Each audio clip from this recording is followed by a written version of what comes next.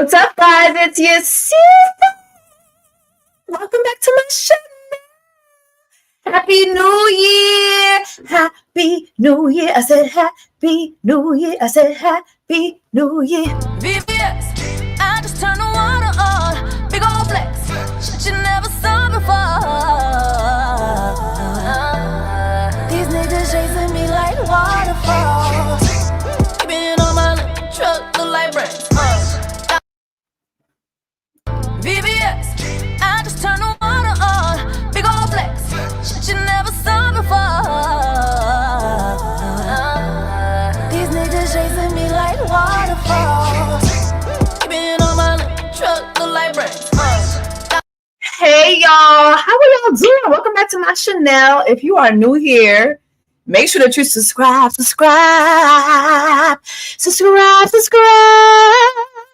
Let me know if the audio is good, child. I'm trying to use my microphone. My microphone for the new year. Can you hear my microphone? Let me know. Oh, y'all see the title, baby. We cooking. We are cooking tonight. Oh, we cooking. I have to spin the block on my Ghanaians. My Lord. But before we do that, y'all, let me know in the chat where you guys are watching from, what state you're watching from. Y'all know I'm in Atlanta by way of Canada. By the way, did y'all see that Justin Trudeau quit today? What the fuck is going on?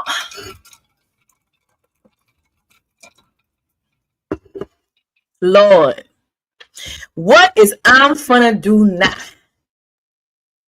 My Canadian ass, I was like, you know what? I belong to Trudeau. Not anymore, bitch. Trudeau said, I resign. Martinique, what's going on, Martinique? DC, Cali, Toronto, Inglewood, Santa Monica, okay, Delaware. Hey, y'all. Child. I don't know what the fuck going on. The thing, too, is Justin Trudeau, they've been treating that man so damn nasty, so rude. So nasty, so rude. That motherfucker said, I'm resign. That motherfucker said, I'm out. I'm gone, child. Gone. Like in sync, bitch. Okay. Let's see what else is going on, child. Montreal, my birthplace. Germany, Ohio, Long Beach. Speaking of Germany, did y'all watch Love is Blind Germany? The review is coming. First review gonna drop, I think, tomorrow. I just gotta edit it. Lord have mercy. I need y'all to hurry up and watch that shit. That shit is so fucking messy. It is messy TV, and y'all know I love mess. I don't like being a mess, but I love mess. Southside Jamaica Queens, period. Not the Germans in here. Okay. Yeah, it's so damn messy. Germans are messy as fuck. Mozambique. Oh my gosh. I really want to go to Mozambique. So this year for Dirty December, I will be returning to Ghana, but I want to do a trip where I'm going to different countries. I want to do a little west and then travel south. You know what I'm saying? That's the fuck. That's what I'm trying to be on.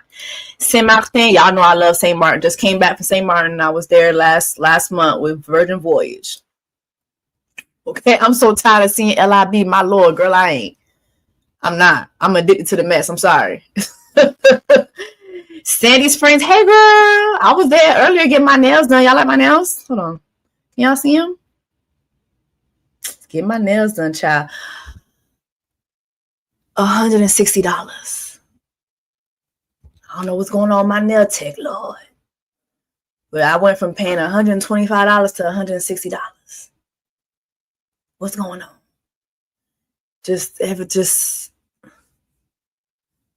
And they're gel Apex nails. They're Apex, okay. The design is cute now. The design is cute. But am I paying too much? Or is that what the girlies are paying?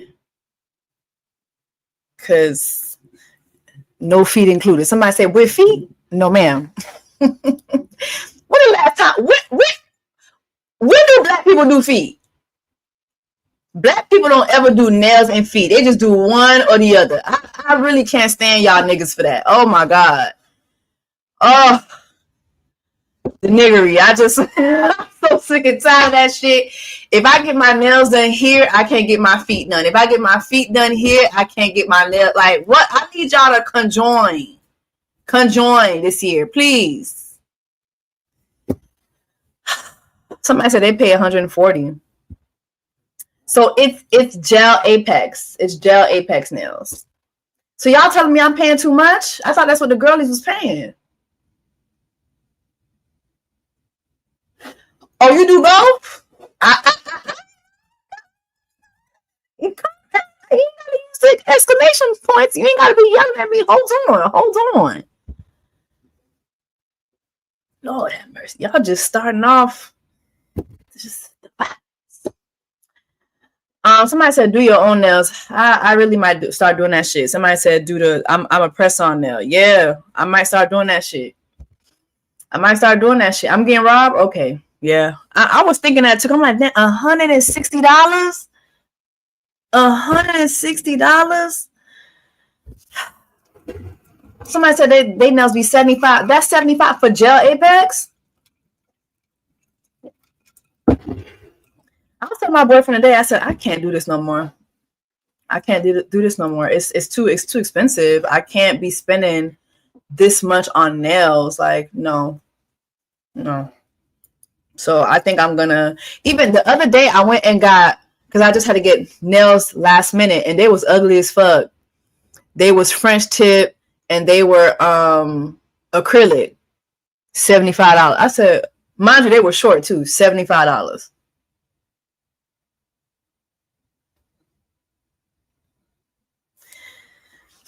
All right. Let's get into the tea for today, y'all. Side note. Hold on. Hold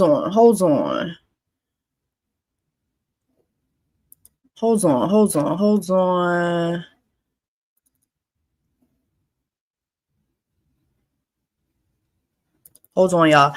Just to remind you guys, I am going to Tulum this month. Actually, at the end of the month. This is the old date. Child. Hold on, child. Let me give y'all the new date. Lord have mercy, child. But I am going to Tulum at the end of the month. I know that some of you guys are already coming, especially those of you guys who were supposed to come last time, and we had to reschedule because we had the whole hurricane stuff happening. But just so you guys know, any last minute people, if y'all want to get on, we are going January 23rd to the 27th, and we finna have a good time. These are the good times. Okay, so we finna have a good motherfucking time. We have a dinner, we have cenote, we have a pool party, we have a boat day. It's gonna be live. It's gonna be motherfucking live. So you know what I'm saying, if you think about coming last minute, okay. And Denny's, he said she's gonna be there in Tulum. I'll see you in Tulum, boo. And just to let you guys know too,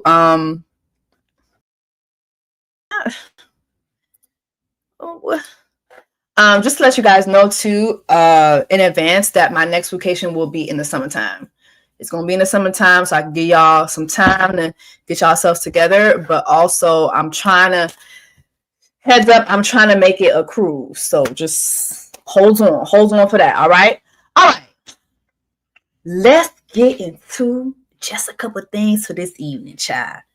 There is a story time on TikTok that is going viral. It is going viral. And I said, okay, we have to talk about this because this is a lot. But before we get into it, just know that a Ghanaian man is at the center. And a couple weeks back, I had a clip where I talked about how Ghanaian men are cheap. Yo class. Yo parle men fait l'argent toucher men femmes. Yo parle men fait l'argent toucher men femmes yo.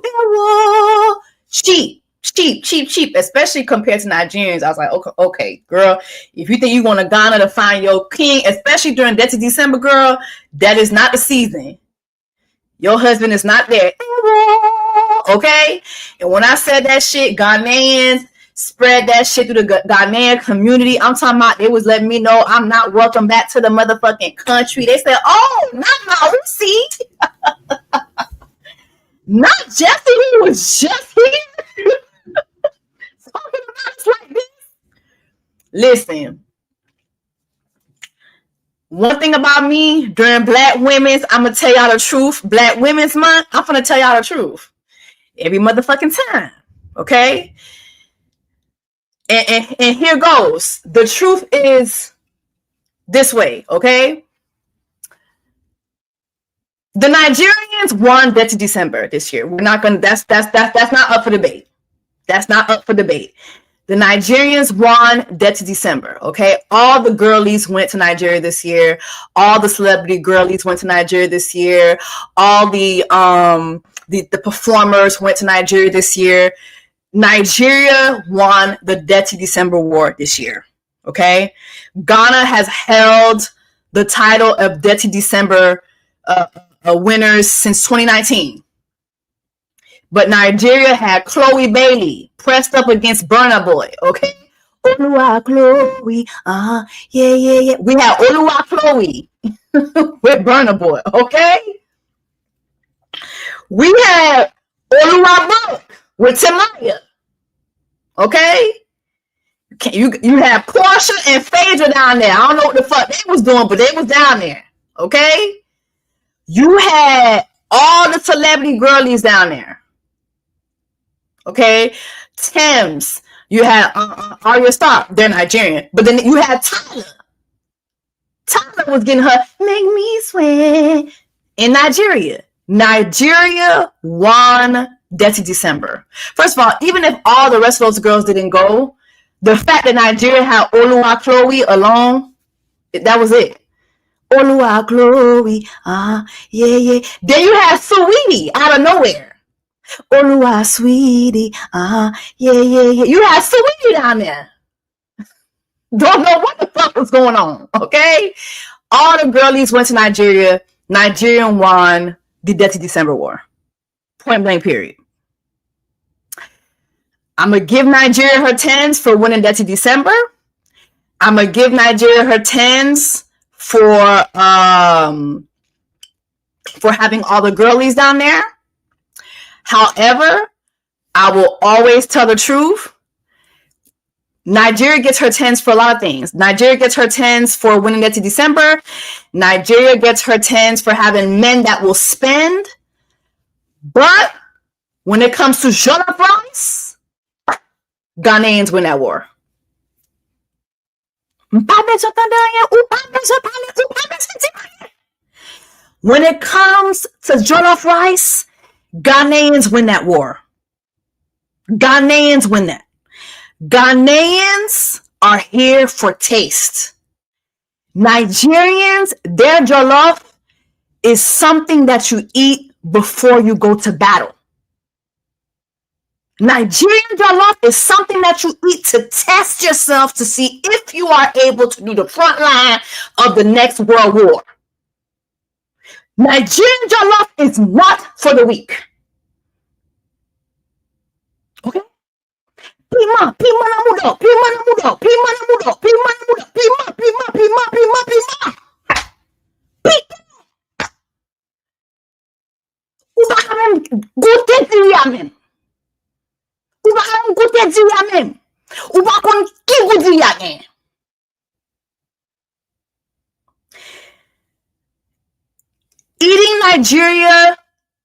Eating Nigerian jollof is something that you do when you know that you are about to be God's strongest warrior for 2025.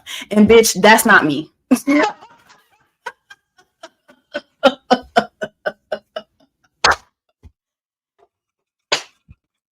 That's not me.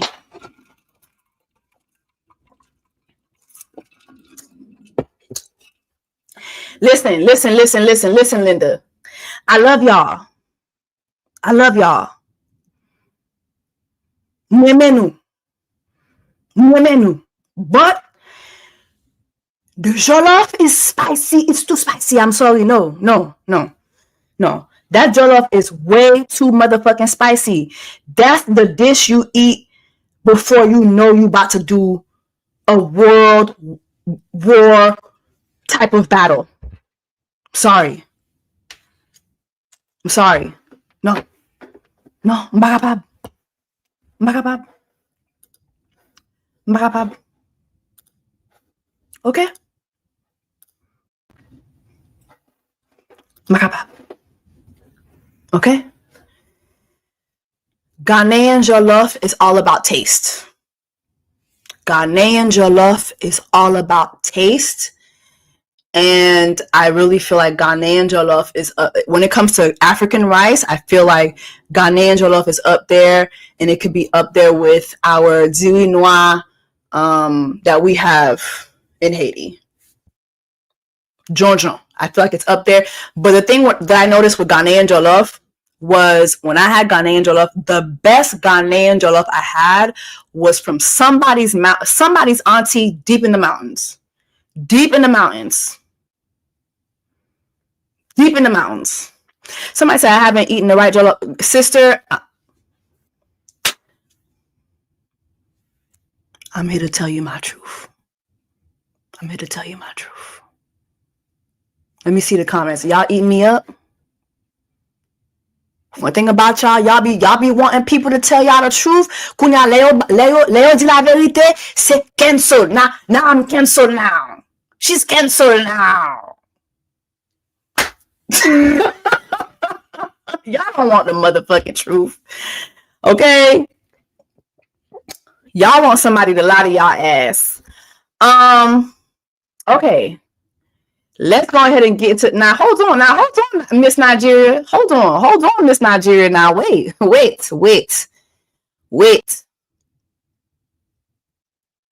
Hold on, Miss Nigeria. I know you mad because I say y'all jollof spicy as fuck. Hold on. All right, y'all. Let's get into the story.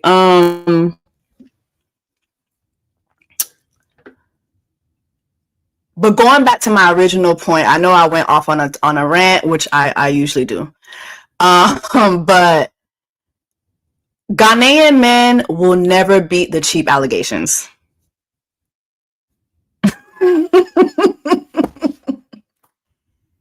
Ghanaian men will never beat the cheap allegations. Somebody said, have I tried a Liberian jollof? No, but I heard it's really good. So no, maybe I'll look for different, you know what? Maybe that's something I can do in Atlanta, look for the best jollof, but go to try to find authentic African spots to have it at. But baby, Ghanaian men will never beat the cheap allegations. Let's go ahead and get into Miss Thing's story time. Okay, hold on. Now, another thing before we get into her story time, right? I saw some of you guys in the comments before I even went live. Y'all were saying that no, Jessie,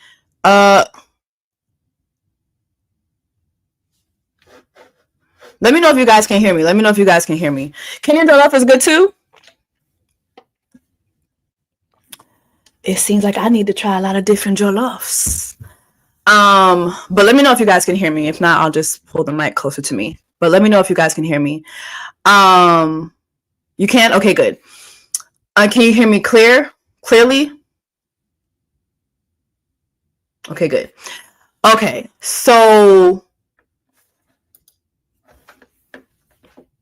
thank you very much, because I lost my point. When I did my video and I said that Ghanaian men are cheap, you know, Ghana Twitter, Ghana IG, Ghana TikTok, everybody was calling me everything but a child of God. I saw people calling me a 304. I'm like, my Lord. I've never been a 304. Nothing against 304s, but I've never been a 304. And if you follow me, you know that's just, I wish I had a 304 era, but I've never been a 304. Far from a 304. But I was like, damn, y'all are saying everything but but y'all not beating the allegations. And the comment that kept being made was, Ghanaian men only spend money on you when they like you. And I was like, so to this comment that this guy made, the man eater, I'm sorry, the woman, this young lady, the man eater. Well, I mean, you might be a man, you know, hey, men like to eat men too, just saying. But they cheat, but they spend money when they love you. That's what I kept seeing was, oh, Ghanaian men only spend money on women that they like. And I kept thinking to myself, so when does a Ghanaian man like a woman then? What does it take for a Ghanaian man to like you? Because this girl was in a relationship with this Ghanaian man for 11 months. We're going to hear the story. But she was with this Ghanaian man for 11 months. She falls on hard times. And this man still tells her, yeah, you got to figure that shit out. Mukras. Cheap. Glass. Cheap. Anyway, let's get to the story. Because I want y'all to hear this. And another thing, too, if y'all, because some of y'all were in the comments before I went live and you like, oh no, Jess, he didn't ghost her, because you saw the title of my video. Y'all were saying he didn't ghost her, she ghosted him. Let's listen to the story. Let's listen to the story and then we're going to talk. On New Year's Eve, and I have not. So I ghosted my boyfriend on New Year's Eve, and I have not spoken to him since. Before I get into this, I just want to say that me and my boyfriend, we have been together for a year. Well, almost a year, 11 months. A year on February 2nd, we will have been together. Okay. My boyfriend is also 34, grown man. He also is a homeowner, has a pretty good job, and also has a business that he's starting. So let's start there, right? So recently, I obviously, like you all know, I have become unemployed. And I have not been able to find a job. I have put in like 30 applications a day. I've got nothing, like barely even an interview. Y'all, I can't turn up her volume. For whatever the reason, when I share my screen with TikTok videos, it's always low. So you'll have to turn up your volume. Because like I've literally turned my volume all the way up. Sorry, y'all. That's not a me thing. That's a TikTok thing. So Let me start over. Ghosted my boyfriend. Also, let's not be rude. That is a birthmark that's on her neck. So it's a birthmark. So let's not be rude about that. So I ghosted my boyfriend on New Year's Eve, and I have not spoken to him since. Before I get into this, I just want to say that me and my boyfriend, we have been together for a year. Well, almost a year, 11 months. A year on February 2nd, we will have been together. Okay. My boyfriend is also 34, grown man. He also is a homeowner, has a pretty good job, and also has a business that he's starting. So let's start there, right? So recently, I obviously, like you all know, I've become unemployed. And I have not been able to find a job. I have put in like 30 applications a day. I've got nothing, like barely even an interview. I've gone on 2 interviews. So I've been literally struggling, and I no longer have the funds to. Oh, also, y'all, do you mind just like the live? Just like it at least once while you're in here. Just press like real quick. Just press like so more people can see the video. That's all I ask, child. But go ahead. Afford these bills. Okay. I have put in like 30 applications a day. I've got nothing, like barely even an interview. I've gone on 2 interviews. So I've been literally struggling, and I no longer have the funds to afford these bills. Okay. Anyways, okay, I'm gonna keep it together for this. I'm not gonna get stressed out. I no longer have the funds to afford these bills. It's something so crazy about having hundreds of thousands of dollars one day and then the next day having nothing. But that's what's going on right now. And so I am vulnerable with my man, and I go, hey, I'm gonna need to like stay with you for a little while I get myself together. Like, I don't have anything on the rent. And so I'm going to need to move with Theo while I get myself together. Mind you, I said he has his own house, his own 3-bedroom apartment in a nice neighborhood. He also has a best friend. His best friend lives with him, mind you, and has been living with him for however many years that he's like lived there, almost the whole time he's lived there. And so I'm like, if his best friend can live with him, why not his girlfriend, you know? So I'm like, hey, I need a place to stay. Which honestly, in hindsight, I should have even have to ask for that. He knew I was struggling. He should have said, hey, let me take something off of your plate. Like, come stay with me so that you can breathe and get this. If he really cared about me, he would have said that, but he didn't. He sat there and he watched me struggle and then watched me get to the point where I was like, hey, I just need a break. Like, I'm literally so depressed. I'm losing my mind. I can't find anything. Can you please help me? And he said, no. He said, no. He said, no, you cannot live with me. Mind you, living with him is free. Doesn't cost him anything. He said, no, I can't live with him. At first, he goes, oh, I like that we have our own places to retreat to when we get into our arguments. And wrong answer. Number one, when we get into arguments, we never leave. Like, we stay in the same room and we continue to talk it out until we work it through, which I think is a really good habit that we have and a really good green flag that we have in our relationship. Yes, do we get into arguments? So does everyone. Yes, do I lose my cool? I'm a woman, but I rein it back in and we figure it out and nobody goes home. So that's a weird thing to say. We've never even done that. Second of all, that sounds like a problem to me, not a solution. When we get into arguments, we should not be leaving because what happens when we get married? There is no way to go. We both live in the same house. So maybe that's not a good habit to start. Being that we have not started yet, maybe let's not start that now. On our very first date, I told him that I wanted to be engaged within a year. I said, after a year, I want to be engaged. He said that's plenty of enough time for someone to know whether or not they want to get married or not. This is what he said. We have talked about it, I shit you not, probably 10 times throughout this year. And never once did he say, I don't think this is going well enough for that to be a realistic goal anymore. Never once did he say, hey, like, let's pump the brakes. I don't think that we're doing that well for it to get to that. So I'm thinking we're doing well. We're on schedule. After a year or a year and a half, we'll probably get engaged. Then he goes, I don't think I'm going to live with someone again until I'm married to them, which is some new boundary that he literally just made up because he's never said that the whole time we've been together. And I go, maybe it's not a good idea that you live with someone after you already got married to them, because what if you guys are not compatible to live together and you don't know that until after you're already married? Then what? That's really dumb, actually. And so I'm like, okay, that's a completely new thing. But granted, it's been a year. We set our goal for a year. Are we going to get married? And he goes, no, that was your goal. Since when was this my goal? It was my goal, but like, I thought we were in agreement because you never said that we weren't in agreement. Clearly, I made all this up in my head, and this was never a goal. I just thought it was a goal because I continuously talked about it, and he never said that it was unrealistic. As a matter of fact, he said the quite opposite, that it was a realistic goal to have, and never once, as we neared to the end of that year, did he ever say, hey, I don't think we're close to being married. So imagine my surprise if he says, I don't think we're close to being married. We still have things to figure out. Because a couple of nights ago, I got super irritated at him and yelled at him and told him to leave my house. And apparently that's enough of a reason for him to be like, whoa, I don't want to marry her. All right.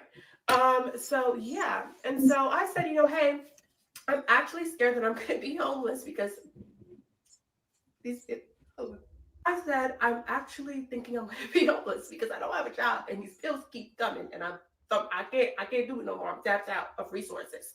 And I think I'm going to end up, if you don't let me live with you, I'm going to end up in my car, living in my car, something like being actually homeless. And he goes, well, plenty of millionaires have lived in their car before.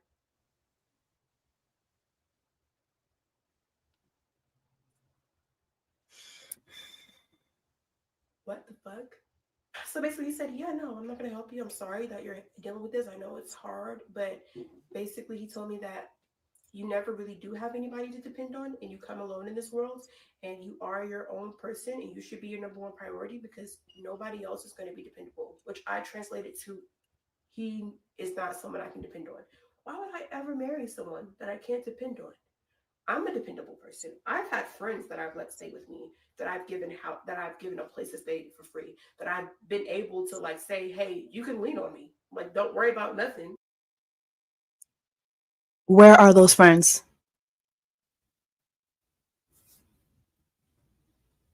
I had to ask that question. Where are those friends? Take a break. I got you. So if I can be dependable to my friends, you can be dependable to your girlfriend. It's not a crazy concept. Yeah, we do come in this world alone, but relationships are the whole reason of everything. You should be able to depend on the people around you, on your community. They should be people that you can say, hey, you do owe a responsibility to the people you love and the people you care about. And apparently he doesn't think that way. And I don't think I can be in a relationship with someone who doesn't think that way. And so I decided that I kind of ghosted him. I just stopped talking to him and I probably will never speak to him again. That really turned me off. And yeah, that's why I broke up with my boyfriend, because he said it was okay that I be homeless. I should be homeless while he goes home to his 3-bedroom house in a nice neighborhood and rubs his feet together under his nice comforter set, his nice sheet set, and watches his 70-inch TV on the wall and twiddles his thumbs together while I'm out in my car in the cold. Talking about he's gonna give me a blanket for Christmas so I don't be cold. You gonna get you a new bitch for Christmas? I ain't even.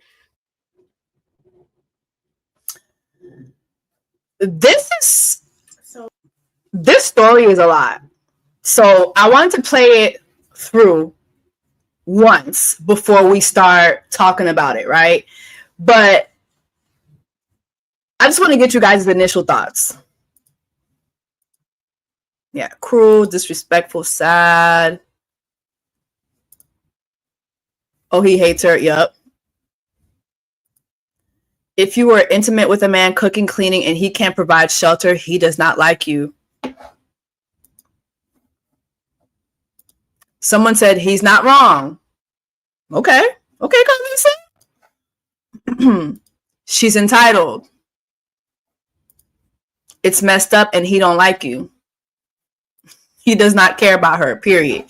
He hates her. I feel like that's like the most that I'm seeing. He hates her. Does she know she was dumped first?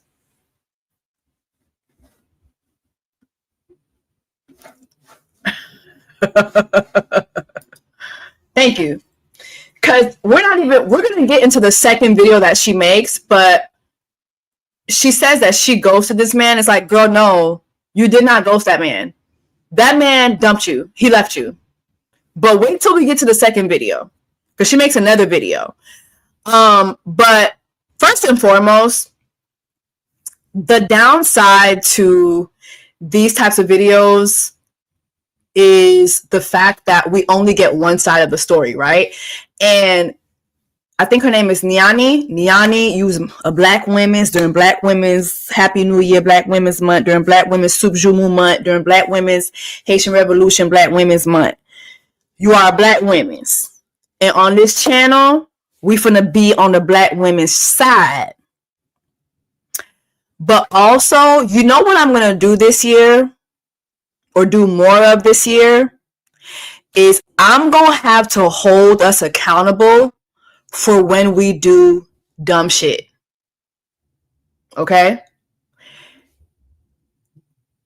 In this video, I'm hearing a lot of questionable shit. Like, I'm hearing a lot of questionable things. And unfortunately, I only have your side, so I can't really go to his side. All I have is your side, and I'm gonna tell you, on your side, it's a lot of like, your self-awareness is missing. It's missing. It's missing, sister. Self-awareness is totally missing in this video. The entitlement is sky high. I get it that you've been with this man for 11 months, but some of the things that she's saying that this man is telling her, like some of his responses, lets me know that you were not paying attention for the last 11 months.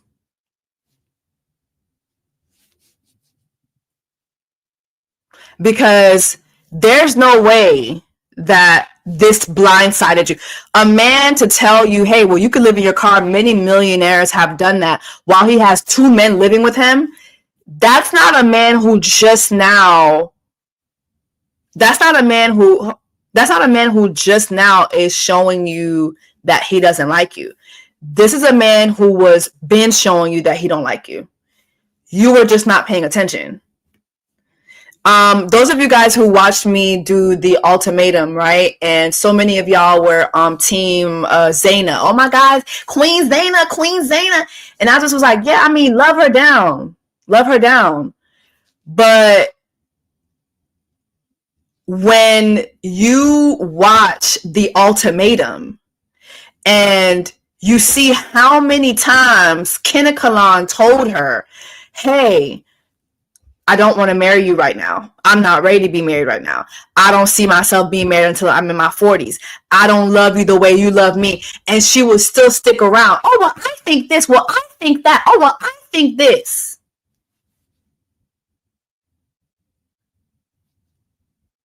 You know what I like to call that? Unawareness. You lack self-awareness and you're not aware of what's happening right in front of you. A man will tell you up and down, I don't want to be with you. But you will stick around because y'all still fucking, y'all still hunching, y'all still going out to eat, y'all still going down to McDonald's, getting a 2-for-1. And y'all are thinking, well, I mean, he must still be invested if we still hunching. He must still be invested if I'm coming over and spending the night.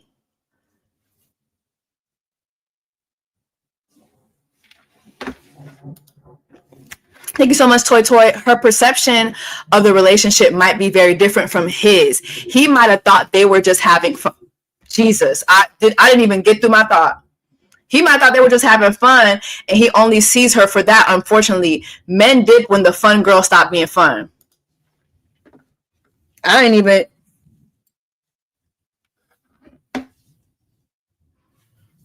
even say all that, but you said it. That's valid. You're thinking he's still, and thank you so much for the super chat, Toy Toy. You're thinking he's still invested because y'all still smashing or y'all still spending time. If you give a man access to you, he's going to take it. And don't worry, I'm gonna get on his ass later. But we're gonna have to talk to our sisters this year. Like, sisters, we need to talk to each other this year, and we need to hold each other's hands and be honest with each other this year. I'm not playing around with y'all this year. Not playing with y'all this year. I'm tired. I'm not playing with y'all. Y'all are saying she's just 23. I didn't know how old she was, but y'all are saying she's 23. He's 34. I'm not playing with y'all.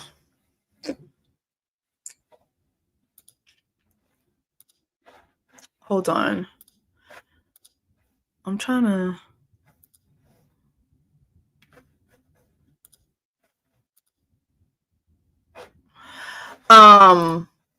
Yeah, I'm not playing with y'all this year. We're going to be self-aware this year. We're going to tell each other the truth. Okay. Now that we watch the video, I'm going to tell you every part of the video that I have questions for. Let's start. So I ghosted my boyfriend on New Year's Eve, and I have not spoken to him since. Before I continue, y'all, TikTok has its own volume. I can't raise the volume up. So if you got to raise up your phone, or if you're watching me on TV, raise up the volume when it's on TikTok, lower it when it's me. I'm sorry. That's just how it is with the TikTok video. I don't know why it does that.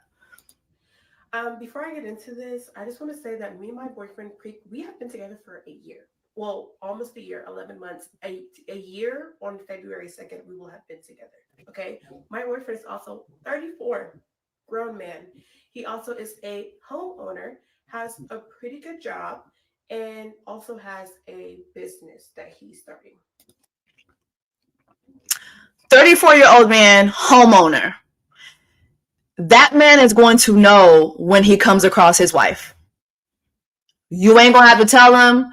You ain't gonna have to strong arm him. That man is a homeowner. He got a business. He Ghanaian. He's African. He is going to know when he comes across his wife. You ain't gonna have to tell him. You ain't gonna. I know I'm your wife, man. When we in war, I am your wife. In war. You ain't gonna have to tell him. Trust me, he's going to know. He's going to know.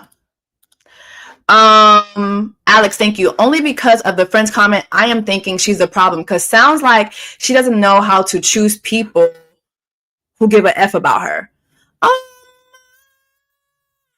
Thanks for the super chat. I don't think that's it. I think she really wanted to live with this man. I think she wanted to live with this man, which is why she didn't go to her friends. But let's continue. So let's start there, right? So recently, I obviously, like you all have known, I've become unemployed. And I have not been able to find a job. I have put in like 30 applications a day. I've got nothing, like barely even an interview. I've gone on 2 interviews. So I've been literally struggling, and I no longer have the funds to afford these bills. Okay. Anyways, okay, I'm gonna keep it together for this. I'm not gonna get stressed out. I no longer have the funds to afford these bills. It's something so crazy about having hundreds of thousands of dollars one day and then the next day having nothing. We're gonna have to talk about that,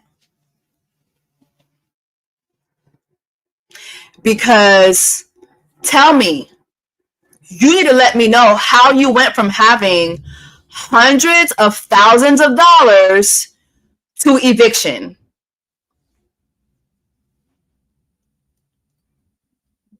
You have to let me know that ASAP.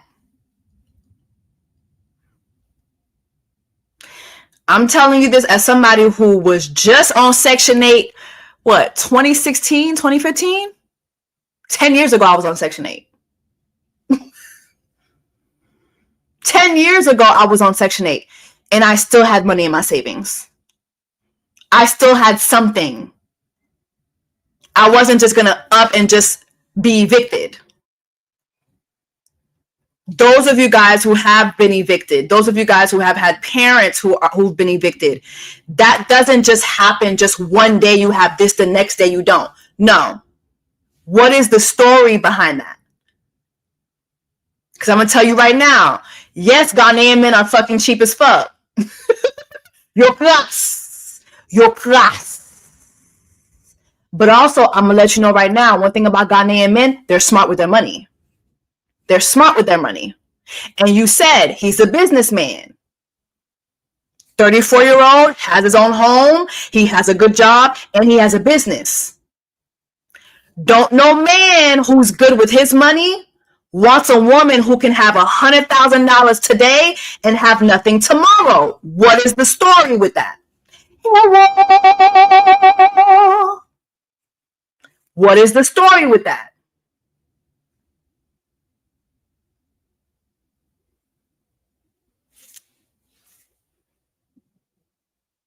Haha, Ghanaian men, your class, c'est vous.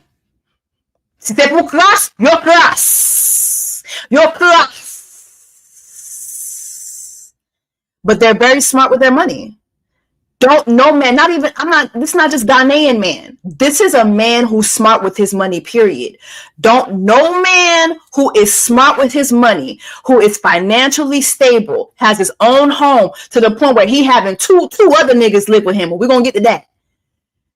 But he's good where he's at. He don't want no liability. He don't want that. Because how do you have? You just said I went from having hundreds of thousands. Let me play it back. Anyways, okay, I'm gonna keep it together for this. I'm not gonna get stressed out. I no longer have the funds to afford these bills. It's something so crazy about having hundreds of thousands of dollars one day and then the next day having nothing. I'm sorry, that alone would make me drop you.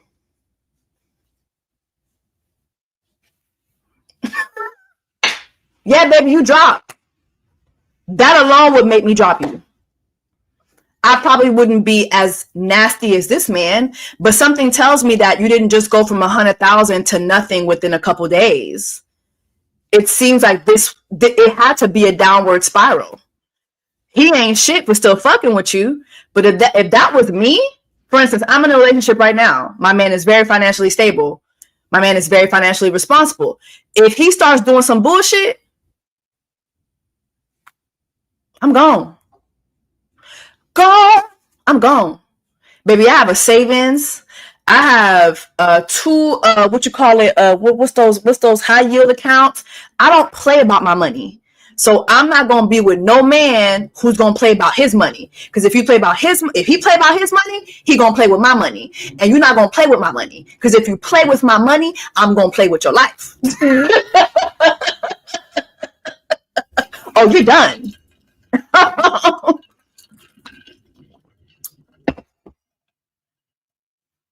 Oh yeah. If y'all ever wake up and see me locked up like Akon, just know that man took my money. And a lawsuit wasn't going to handle it. He took my money, I took his life. Point blank, period. We're not going to play that game. I'm telling you right now, that's something you can ask my family member. You can ask my mom. I've never played about my money. I'm not playing about my money. Even when I was dead broke, I'm not playing about my money. So that alone could make me leave you. But let's continue. But that's what's going on right now. And so I am vulnerable with my man, and I go, hey, I'm going to need to like stay with you for a little while I get myself together. Like, I don't have anything on the rent. And so I'm going to need to move with you while I get myself together. Mind you, I said he has his own house, his own 3-bedroom apartment in a nice neighborhood. He also has a best friend. His best friend lives with him. Now, hold on.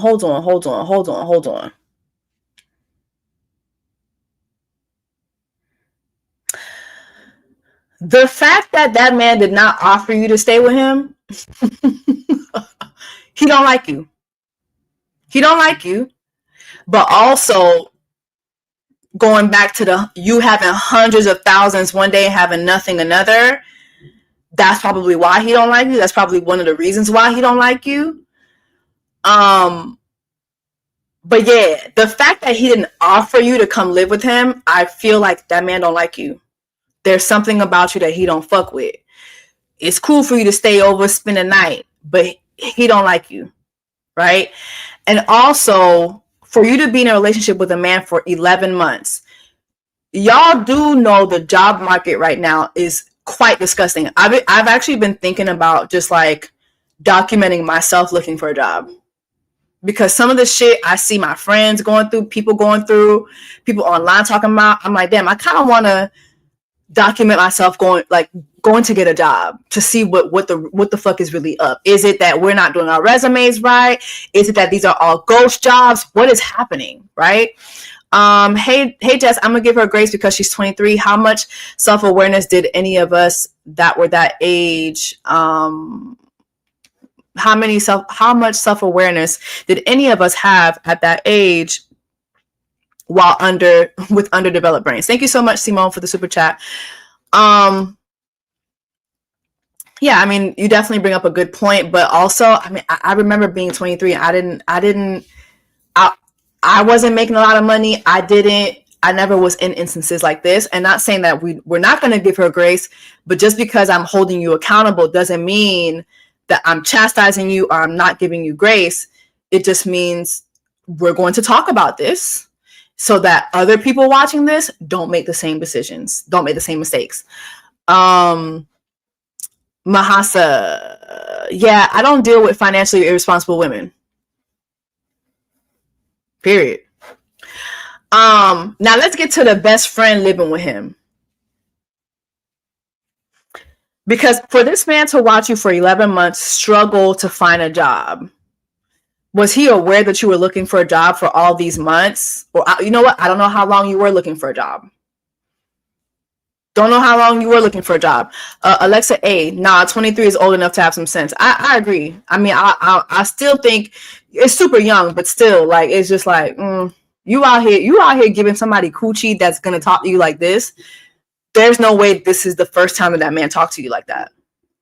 You gotta know when to hold him and know when to fold him. Know when to walk away.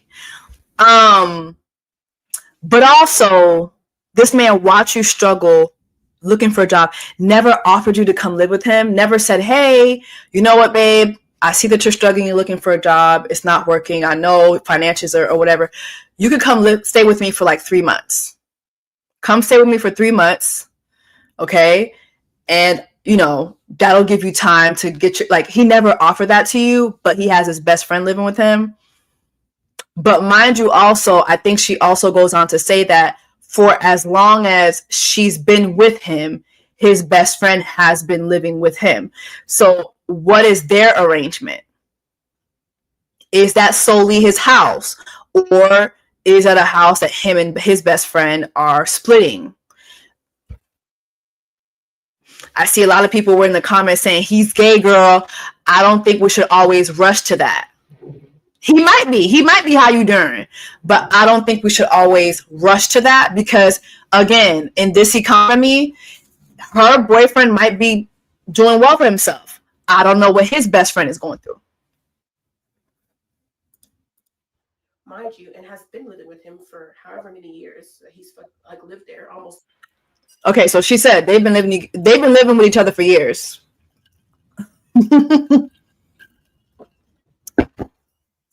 What is that arrangement? The whole time he's lived there. And so I'm like, if his best friend can live with him, why not his girlfriend, you know? So I'm like, hey, I need a place to stay. Which honestly, in hindsight, I shouldn't even have to ask for that. He knew I was struggling. He should have said, hey, let me take something off of your plate. Like, come stay with me so that you can breathe and get this. If he really cared about me, he would have said that. But he doesn't. He sat there and he watched me struggle and then watched me get to the point where I was like, hey, I just need a break. Like, I'm literally so depressed. I'm losing my mind. I can't find anything. Can you please help me? A man that will watch you struggle is not a man you want to be with. Thanks for coming to my TED Talk. Do we really have to discuss anything else? Mind you, this man is 34 years old.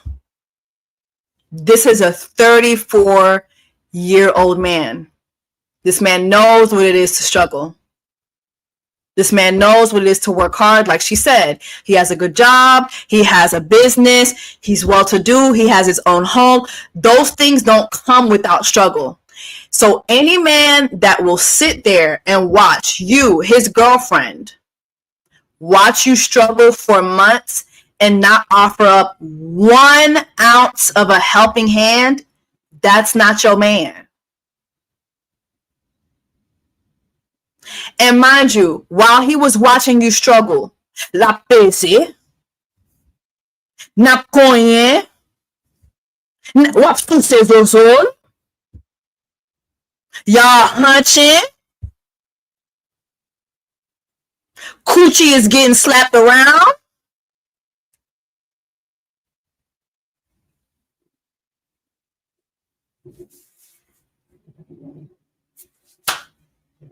Not quiet on this land. Not quiet, not pensé. La peso bien pensé. La quiet on this land. During Black Women's Subjumu Black Women's Month. La Subjumu?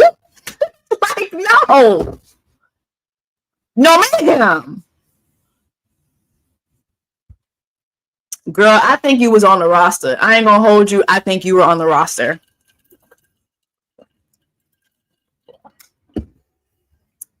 Let's continue. And he said no. He said no. He said, no, you cannot live with me. Mind you, living with him is free. Doesn't cost him anything.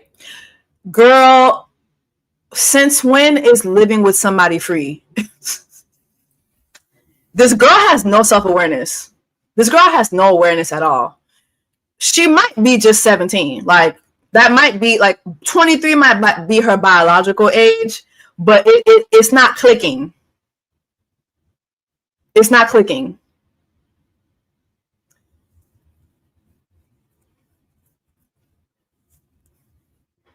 Girl, these light bulbs that are on, I gotta pay for that. I gotta pay for this shit. Y'all might hear my AC blowing. I don't know why the fuck it's blowing so damn hard. I'm trying to get this room hot. I gotta pay for that. That's money to stay warm in this cold. So to breathe, I have to pay for that. It's not free for you to live with that man at all. Girl, it costs $10 a day to breathe on planet Earth, bitch. It's planet Earth is not free. Okay? Please. He said no. I can't live with him. At first he goes, oh, I like that we have our own places to retreat to when we get into our arguments. And wrong answer. Number one. No, that is the right answer because he don't want to be with you like that. Y'all not married. He's not titled. You're not entitled to his space. You're not his wife. That was the right answer. But go ahead. When we get into arguments, we never leave. Like, we stay in the same room and we continue to talk it out until we work it through, which I think is a really good habit that we have and a really good green flag that we have in our relationship. Yes, do we get into arguments? So does everyone. Yes, do I lose my cool? I'm a woman, but I rein it back in and we figure it out and nobody goes home. So that's a weird thing to say. We've never even done that. Second of all, that sounds like a problem to me, not a solution. When we get into arguments, we should not be leaving because what happens when we get married? There is no way to go. We both live in the same house. Well, y'all not even engaged, so that's not a bridge that he wants to cross yet. But if that's something that bothers you, girl, then him denying you is a blessing. So upon him saying that to you, girl, you should have packed your shit or packed your stay the night bag and got the fuck out and called your friends. But let's continue. So maybe that's not a good habit to start. Being that we have not started yet, maybe let's not start that now. On our very first date, I told him that I wanted to be engaged within a year. I said, after a year, I want to be engaged. He said that's plenty of enough time for someone to know whether or not they want to get married or not. This is what he said. We have talked about it, I shit you not, probably 10 times throughout this year. And never once did he say, I don't think this is going well enough for that to be a realistic goal anymore. But never once did he propose to you. First date, you told him, I want to be engaged within a year. What did he say? He said, well, that's plenty of time for someone to figure out whether they want to marry someone. It's been 11 months. Has he proposed to you? Has he proposed to you? Just because he hasn't said anything about where he's at doesn't mean that he wants to propose to you. You know how you know a man wants to marry you? When he proposes to you. That man is 34 years old.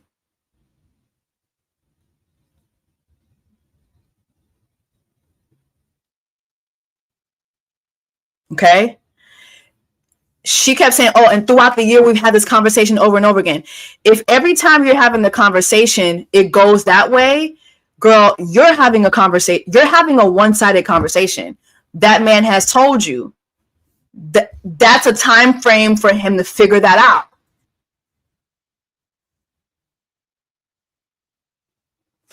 And by your standards, that's not good enough for you. So you should be packing your bags anyway. It sounds like to me you want a proposal because you're getting evicted. That's not the type of proposal I would be looking for. Is that the type of proposal y'all would be looking for?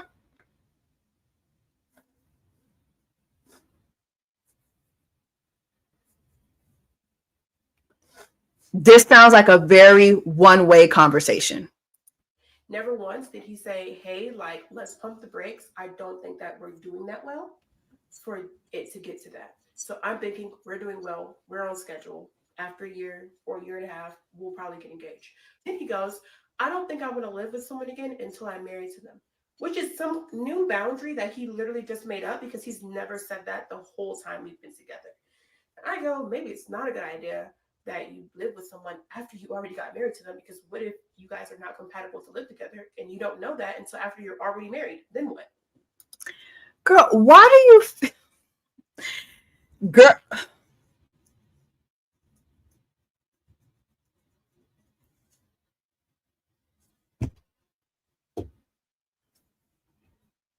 the entitlement here and the lack of awareness, it's just, it's no, no, no,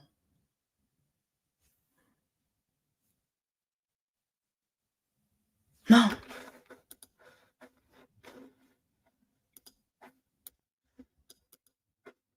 No.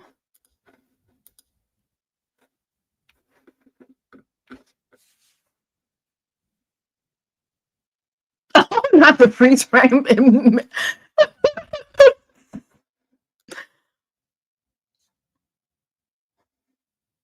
Oh, no. Someone said, your weight said, let's backtrack. I think she may be insecure, which is understandable for girls her age. She saw the signs but thought she could change him. What is there but what is there to change? That man said, he never said, yes, I'm going to marry you within a year. He never said, within a year, you'll get a proposal. He said, a year is enough time for someone to know where they stand with someone. That's what he said. But at the same time, this is someone who's 34. This is a man who's he don't need you to be strong arming him into marrying you. And that's what it sounds like to me from her point of view, is that she's trying to strong arm this man into marrying her. And I just don't think that that is smart for any woman at any age, even if she is 23. That's something I always knew. It's like a man has to ask me on his own time. And furthermore, I'm not going to come in on the first date and be like, hey, if you don't marry me within a year, girl, this is the first date. So you came in strong arming this man. This is the first date. Be fun. Yes, ask serious questions. Have the idea of the questions that you want to ask, but coming in and I need to get married within a year. Let me know if that has worked out for y'all. I don't know too many women that's worked out for. Even the women that has worked out for, from what I see, that shit does not last because you're going in strong arming this man. And when you go in strong arming a man, just know you are going to have to spend your entire time with that person strong arming them. And that's just not a healthy dynamic to have on either side, in my opinion. Thank you so much. This cat rocks. Lord have mercy, girl. At 23, she has been out of the home for a short time. Where is her parents? Go home if possible. We gonna address that. Hold on. Just hold on. That's really dumb, actually. And so I'm like, okay, that's a completely new thing. But granted, it's been a year. We set our goal for a year. Are we going to get married? And he goes, no, that was your goal. Since when was this my goal? It was my goal, but I thought we were in agreement because you. That man never said I agree. And it was your goal. You came in, you said, that's what I want. He's like, oh, okay. He never said, I agree. I too would like to be married within a year. He never said that. You never said that we weren't in agreement. Clearly. And just because somebody doesn't say that you're not in agreement doesn't mean that they agree. You know what type of person I am? If you don't give me a yes, it's a no. If you say nothing, it's a no. That's the type of person I am. Y'all, she has a birthmark on her neck. Please don't be rude about that. Don't be rude. That's a birthmark. Let's be for real. If a man don't say yes to me, that's a no. If I am at the mall with my man and I say, damn, I want that Michael Kors bag. Are you going to get it for me? And he says, oh, I'll think about it. That's a no. That's a no to me.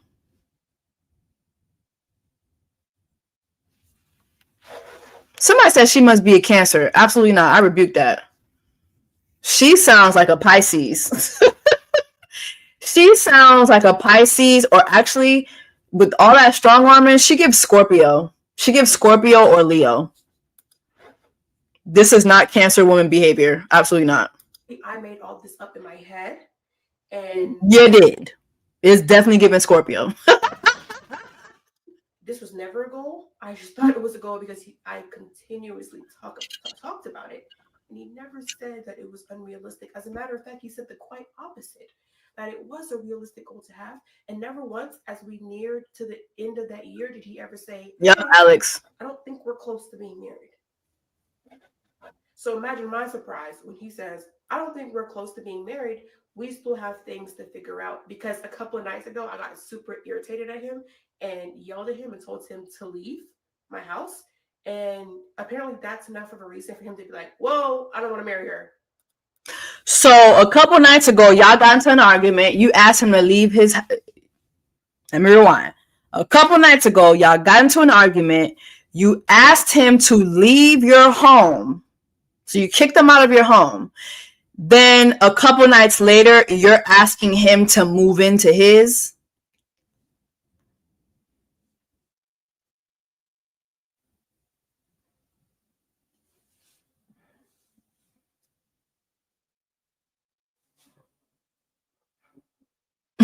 The Leos and the Scorpios are pissed off at what I said.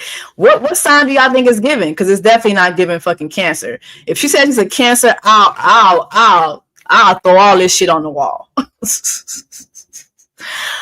But basically, somebody says giving Gemini. I know a couple Gemini girls who are very delusional, like in their relationships with men, very delusional. So maybe you're onto something. Like, very fucking delusional. Someone said Pisces women are financially responsible. That's true. My mom's a Pisces. Most of the women in my family are Pisces, and they all are very good with their money. Maybe she's an Aries. Ooh, Aries are delusional too. Sorry, y'all. But Aries... The women that I know who are Aries in their relationships too, they be delusional as fuck. Okay, let me get off the signs, child. Y'all about to beat me up. All right. Oh, but back to what I was saying. So a couple nights ago, you kicked him out of your house, but now a couple nights later, you're asking him to move in with him? No. No, ma'am.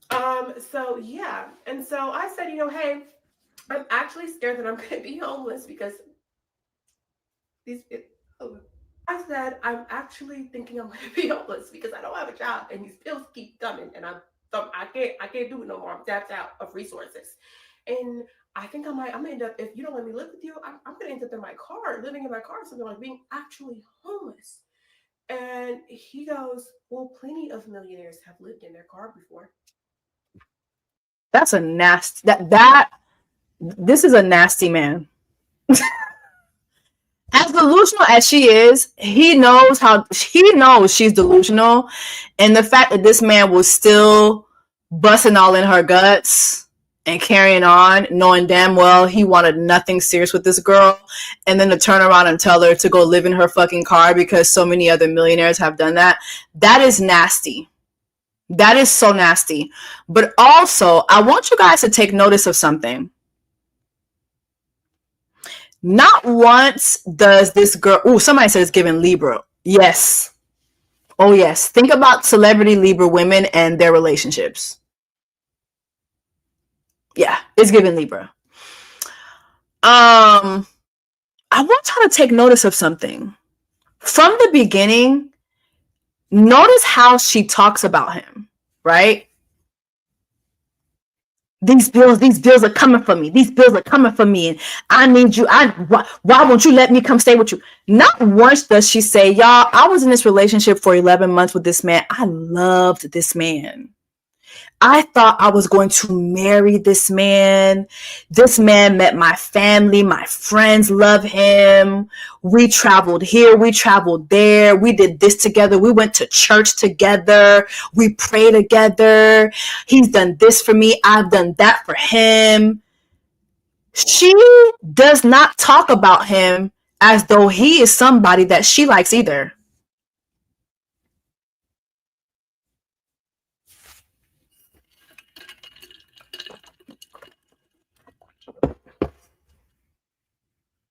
Can we talk about that for a moment? She does not talk about this man as though he is a man that she likes at all. It doesn't give y'all. I get butterflies when I was with him. Our first date was this. Our second date was that. You know, like throughout our 11 months, we've done this together. We've done that. It doesn't give that I really love this man. This man has become my everything. I can't see myself without this man.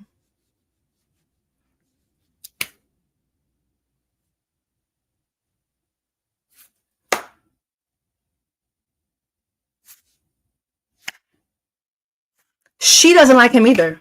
And look at her. This is her the entire video. It doesn't give, I really, really want to be married to this man.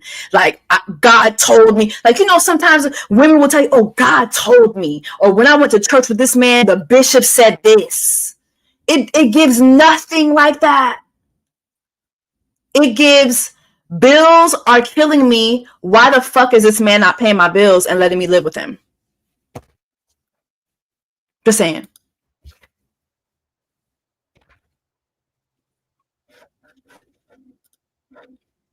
What the fuck? So basically, he said, yeah, no, I'm not going to help you. I'm sorry that you're dealing with this. I know it's hard, but basically, he told me that you never really do have anybody to depend on, and you come alone in this world, and you are your own person, and you should be your number one priority because nobody else is going to be dependable, which I translated to, he is not someone I can depend on. Why would I ever marry someone that I can't depend on? Oh, you were asking him. Person. I've had friends that I've let stay with me, that I've given a place to stay for free, that I've been able to like say, hey, you can lean on me. Like, don't worry about nothing. Take a break. I got you. So if I can be dependable to my friends, you can be dependable to your brother. Where are those friends?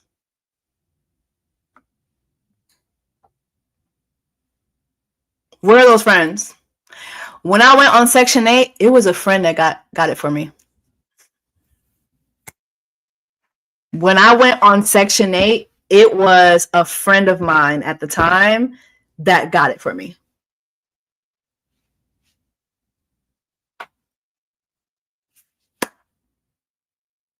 Where are your friends? Yeah. Where are those friends? Girlfriend. It's not a crazy concept. Yeah, we do come in this world alone, but relationships are the whole reason of everything. You should be able to depend on the people around you, on your community. All right, let's move on because, child, I could stay here forever. She has another video that she released after that. Men will literally gaslight you into not. Okay, so I have come to clear my name because it's getting crazy in the comments. I just want to answer some questions and clarify some things about the situation of, if you didn't watch the last video, basically my boyfriend said I should live in, it's okay that I'd be homeless, live in my car, and he wasn't going to help me. I think this whole situation, I've just finished crying. This whole year has just been horrible for me, but y'all don't care. Let's get straight to it.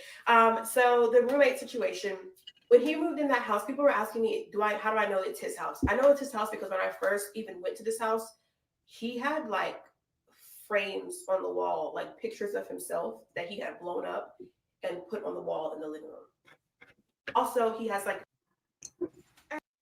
wait. Okay, so that he had blown up and put on the wall in the living room.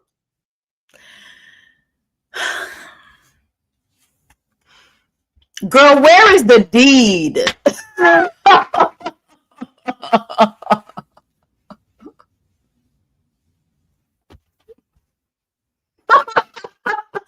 Nah.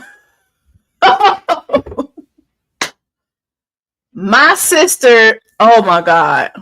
No. Sister, Girl, you ain't see no deed. Did you see the mortgage letter in his name or the mortgage bill? Wow. I saw blown up pictures. Girl, I got a big picture of Gary with the tea downstairs in my house. This ain't his house. Lord. My Lord. Also, he has like pictures of when he bought the house, like holding a little, sold sign. When I asked him about why he had his best friend living with him, he told me that a little while after he had moved in, he had started to it was quiet. He didn't say he was lonely. He said that it was quiet. The house was too quiet. I don't know if he asked the best friend or the best friend asked him, but the best friend lives there. Is he paying bills? People are asking me, is the best friend paying rent? I don't know, y'all. I know for sure that he's not paying utilities. I don't know if he's paying rent or not. You were with this man for 11 months and you don't know that?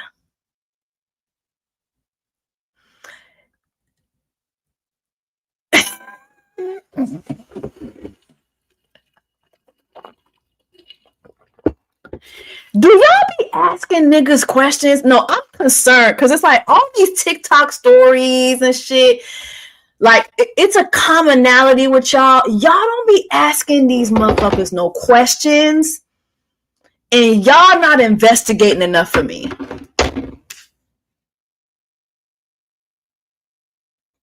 So he moves into this house and the house gets too quiet. So his best friend comes and lives with him. But he wouldn't let you live with. Y'all not asking enough questions. Y'all not getting y'all investigator hat on. Maybe I need to do like an investigation show on my YouTube where y'all come to me and say, Jess, I'm dating this man.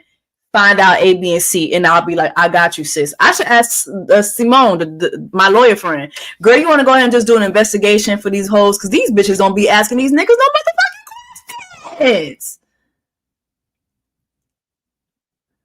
Y'all don't ask nothing. Y'all don't investigate nothing. Hey. He's also not the only person that lives in that house. Okay. He has this Asian guy that is living with him in the third bedroom because there's 3 bedrooms. When I first asked him, how does he know this Asian guy? He said that he was a friend of a friend. One of his friends, I think in DC or New York, something like that, had a friend who was moving to Charlotte for a job and needed a place to stay. That's what his original story was. When I asked him again, like when we were talking about the roommate situation and me feeling like, I don't think you should have roommates. You have a good job. He was saying like, oh, me and the Indian, we're good friends. We're really good friends. And okay, so I have come and just because, all right, look, listen. Oh my Lord, hold on. I don't know why. Okay, so he was moving to Charlotte for a job and needed a place to stay. Okay, and just because okay, so I have come. I don't know, y'all. I know for sure that he's not paying utilities. So I ghosted. I don't know what's going on. Hold on, y'all. Okay, so I have come and he had started to it was quiet. He didn't say, I know for sure that he's not paying utilities. I that was living with him in the 3rd bedroom because there's 3 bedrooms.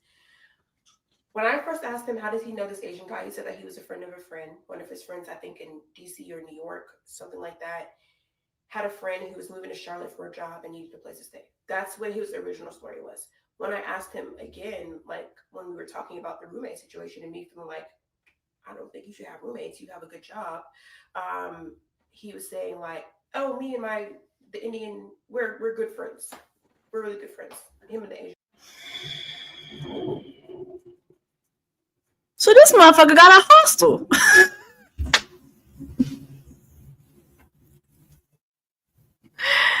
This motherfucker got a hostel. Hey. This motherfucker doing what they be doing in New York. When I first got my first apartment in New York, I was living with 4 other strangers. We all were renting a room. It sound like That's the business that he got. He got his job, and then his business that he has is renting out rooms. That motherfucker, he got a hostel. Ain't no more room in the inn. Because now if you're in here, then those other people, then they could start bringing their bitches to come live in there too. And he's like, nah, that's against the renting agreements, the hostel agreements. That motherfucker is house hacking. C'est business la sawi. That's the business, girl.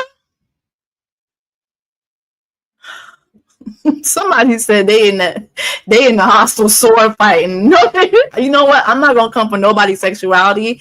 I don't know what this man is up to, but at the very least, I think this man has a hostel, and motherfuckers is coming in renting rooms, and he cannot have a live-in girlfriend. No, absolutely not. That man is a hostel host, point blank, period. And you fucking up the thing. You fucking up his money. We're really good friends. I don't know when they became really good friends, because at first he said that it was a friend of a friend. I don't know if he's a liar, or I mean, technically it's possible that he started off as a friend of a friend and became really good friends with him. But now he's telling me, oh, that's his really good friend. So here's when I realized that, and is the Indian man paying rent? I don't know, y'all. And these are probably questions I should have asked, but I didn't want to get too deep into his business. He's also super mysterious. Like, you wanted to be married to this man, and you didn't ask him any of those questions, but you wanted to be married immediately. You had a whole year to ask these questions, and you didn't. You didn't get clarity on these questions. You don't know the answers to these questions, but you wanted to be married to. Now you're letting us know he's mysterious. He answers questions in a way that makes me think that he don't want to answer them. So here's when I realized that maybe it's not what I see. I was on Facebook scrolling. I found this like roommate group on Facebook of people posting like, I'm renting this room, and people who are looking to move into people's houses. I find this group. I already think y'all already know what's about to happen. I find this group. I'm scrolling in the group, looking at all the possibilities of people renting their rooms in Charlotte, because maybe I might be homeless. Maybe I might need to rent a room. So I come across a house, and I'm like, hold on. I know this house. I've seen this house before. This is his house. I click the profile. This is his name. So he's renting a room in his house for $1,000, utilities included. So I don't know if it's his best friend that's moving out or the Asian guy. I assume it's the Asian guy. His best friend is 40, mind you. And he's been living there for a while. I don't think he's going anywhere anytime soon. But I'm assuming that the Asian guy moved out. He never told me that the Asian guy was moving out. He never discussed this with me. I mean, it's not my house, but we had conversations about like, if we're going to get married, we can't get married if there's people living here. And he decided to omit that information. Why he decided not to tell me that the Asian guy was moving, I'm sure he had his reasons, but he never told me that. It was a big shock and surprise. When I texted him about it, he said, oh, I said, is this your house? He said, oh, LOL. Yeah, that's my house. Girl, I'm convinced you be having one-sided conversations with this man. This man has never answered anything that you've asked, and you don't be asking the right questions. And not only don't you ask the right questions, but you ask questions that you don't get clear answers to, and yet you stuck around. Learn something from this, y'all. Y'all who be doing that, learn something from that. The man has a hostel.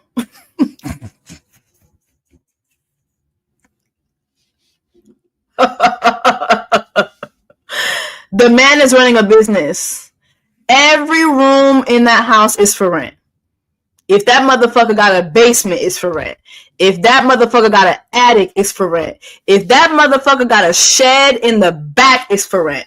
Every room is for rent. That kitchen for rent. Tout bagay for rent. And man is a hostel host. And why the fuck are you finding this out down to the Facebook? It's because you're not doing your due diligence. That man not giving you clear answers, and you still stuck around for 11 months. That motherfucker is laughing at you. Whatever that means. Okay, so the other thing I want to speak on, because there's so much to say, and it's not even going to fit in this video either. So he's African, he's Ghanian. A lot of people ask what ethnicity he was. He's African.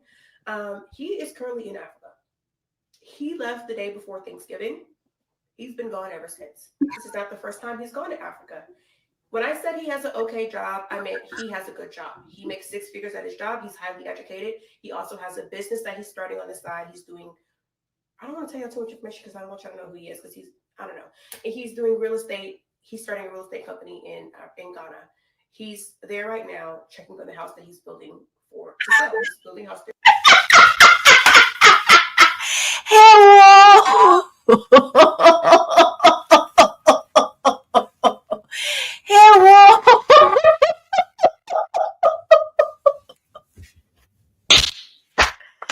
Girl, Kofi is at home in Ghana with his real family.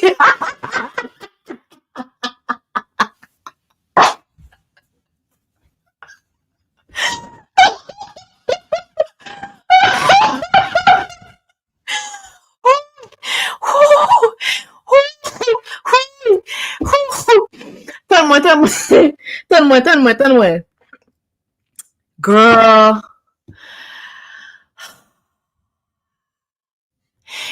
Kwame is in Ghana for Dirty December with his wife and children.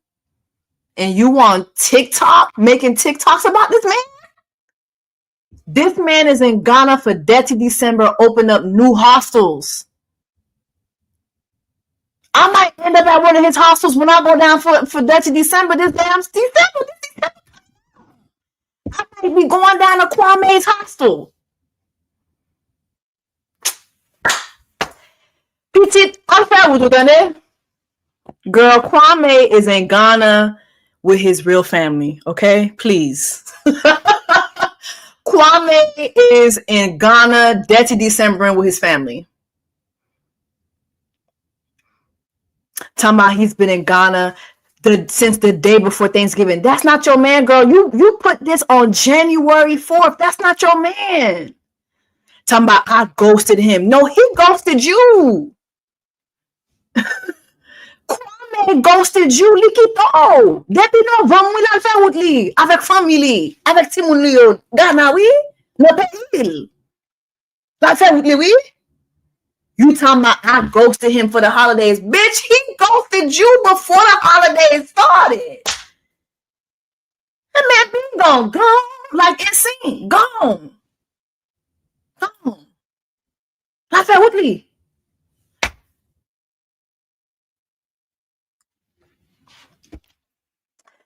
I'm gonna tell you right now, sister, that house that you be going to visit that man, that's not even his main house.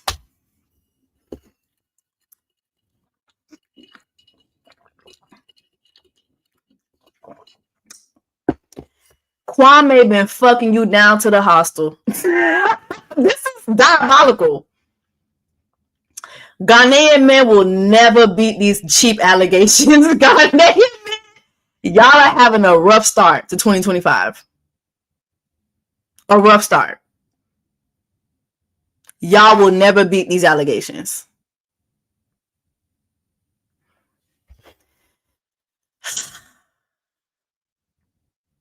That motherfucker's in.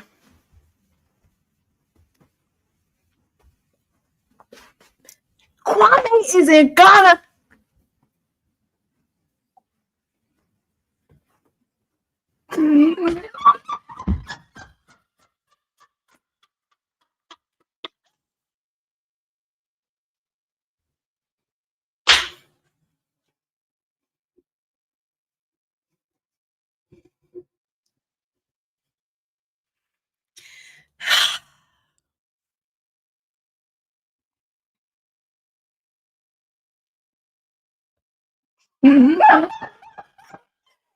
Why?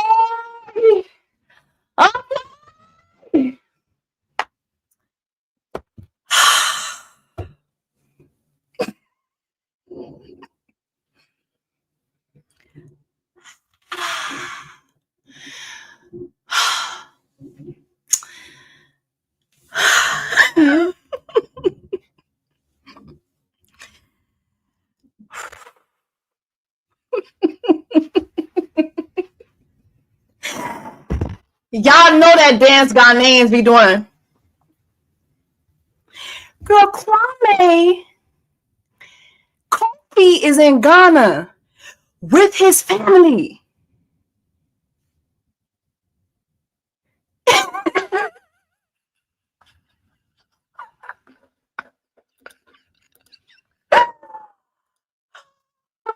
Wait.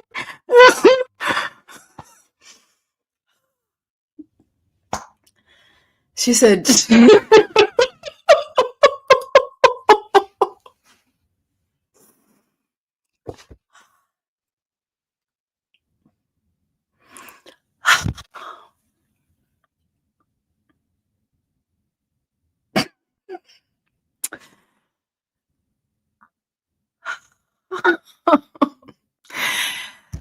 not Jessie, you must do time. I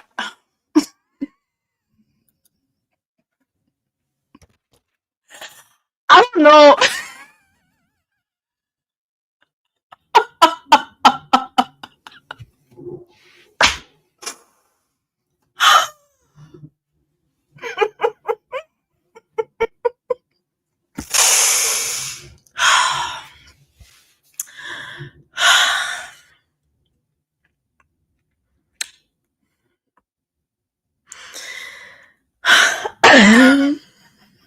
I'm sorry.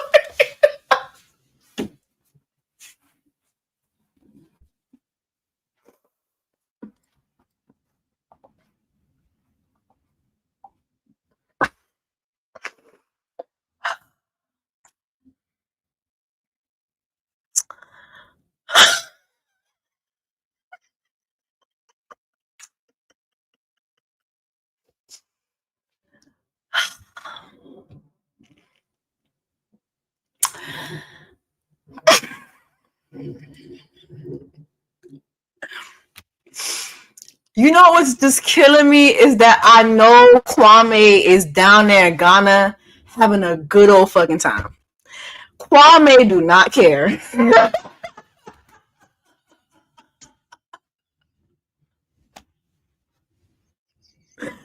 Kwame is probably watching this live right now, crying, just laughing, carrying on.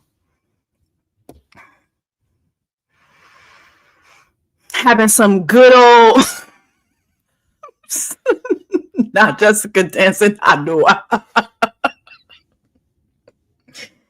Listen, I'm gonna get my Adowa, my Aquaba. I'm gonna get all that. Listen, catch me December, bitch. I'm back in the motherfucking motherland December. Okay. I'm gonna have the sandals and everything. Please don't play with me. That motherfucker. Thank you. Somebody said that motherfucker. He eating baku and oko soup. Oko soup. What else that they got really good? I love the way they do their plantain. I forgot what they kelewele. Kwame is having his okra soup, his kelewele, okay, his tilapia. That man don't give a fuck about what we talking about. That motherfucker is setting up his inheritance. That man is building his hotel for that to December. That man do not give a fuck about this story time. He is watching this shit, crying and laughing. Knowing damn well he was fucking and smashing this girl down to his hostel. I'm screaming. He's gone to Ghana before. In like June to August, he went to Ghana. He said he was going to stay for a month. He stayed for 2.5 months. It created a significant strain in our relationship, but he came back. Everything was fine. He decided to tell me that he was going to go to Ghana throughout the holiday season. I said, I don't think that's a good idea. This is our first holidays together. I think we should be together for our very first holidays. He tells me, no, I have to go. So out of the 11 months you've been with this man, 3 months out of the 11 months, that man's been gone to Ghana.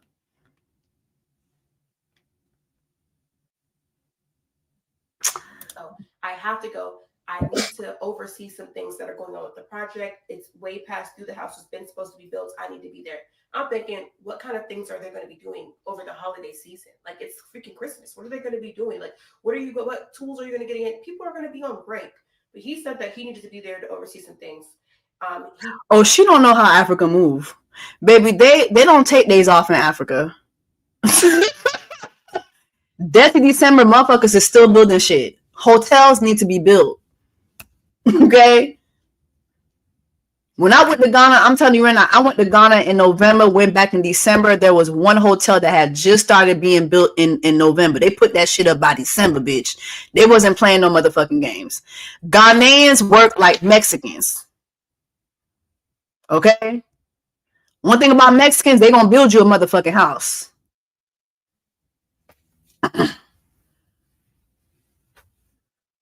Girl, what you think this is? Hotels need to be built. They don't give a fuck how they build that shit either. Okay? If they gotta make a sand castle and use some super glue to build that shit.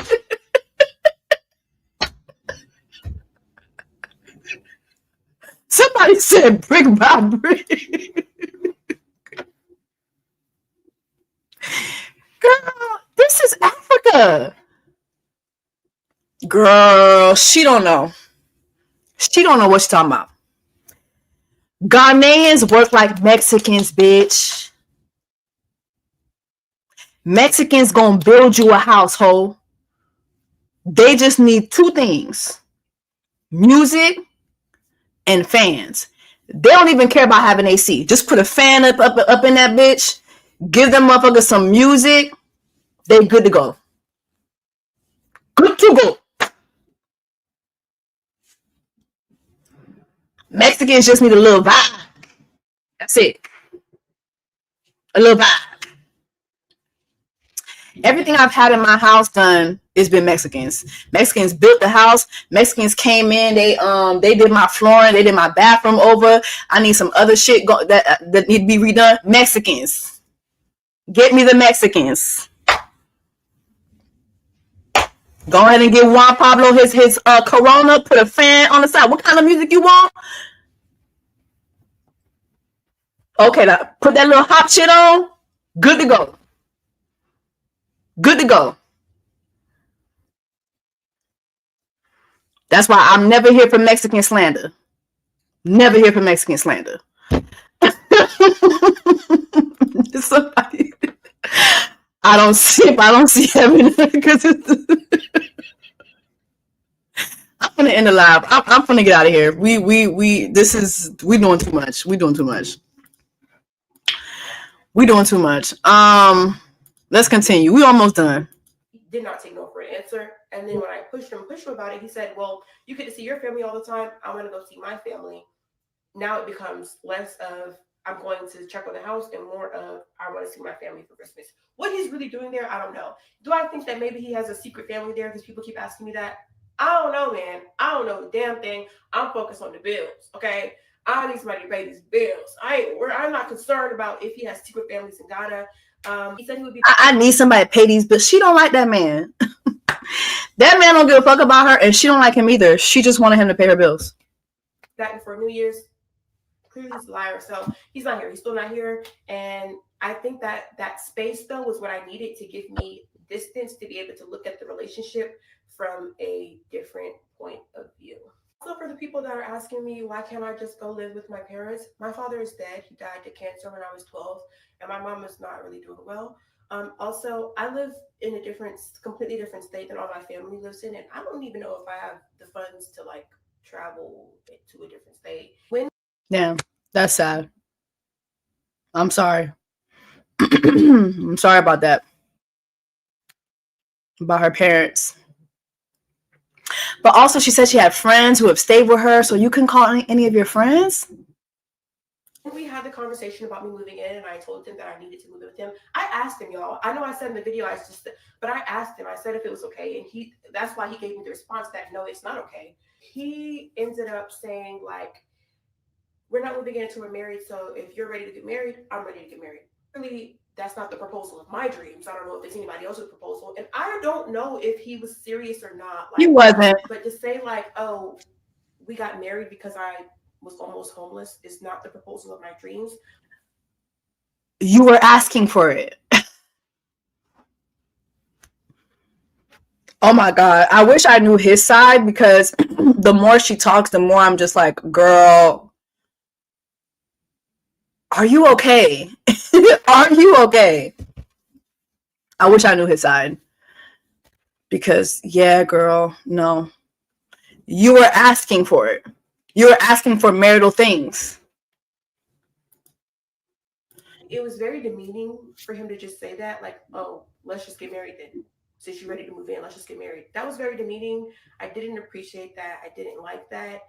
And I felt like that was the catalyst for me to say, I don't, even if you offered me a place to stay right now, I wouldn't even move in because now I feel like I've begged you for it. I don't want anything that I had to fight for. I don't want a man to do something for me because I begged him to do it. I want him to do something for me because he wants to do something for me. So if you don't have it in you, you're not my man. Maybe you're somebody else's man, but this isn't going to be for me. So she finally said something I agree with, but also it's like it took him ghosting you since November and you coming to us 2 months later to tell us you ghosted somebody who ghosted you since November. Just saying. Everybody for tuning in. Like, this is the highlight of my year because it's been horrible. It's been hard, but I thank everybody for saying nice things and backing me because I was starting to think that maybe I was the one in the wrong and that I had unrealistic goals. So, who is backing her? Y'all don't be telling each other the truth enough. Sisters, this year, we need to hold each other accountable more and tell each other the truth. Let's say he didn't even ghost her. He told her he's going to Ghana. That man went to Ghana and hasn't been back. And literally, you're the one in the wrong. Like, you're literally wrong here. You've been wrong a lot. thanks everybody for saying that I was not asking for too much and he should have been there for me. So this has been a really humbling experience for me. This year has been the year of humbling, 2024, and hopefully we don't do this again. Because baby, I ain't got the enemy to be fighting.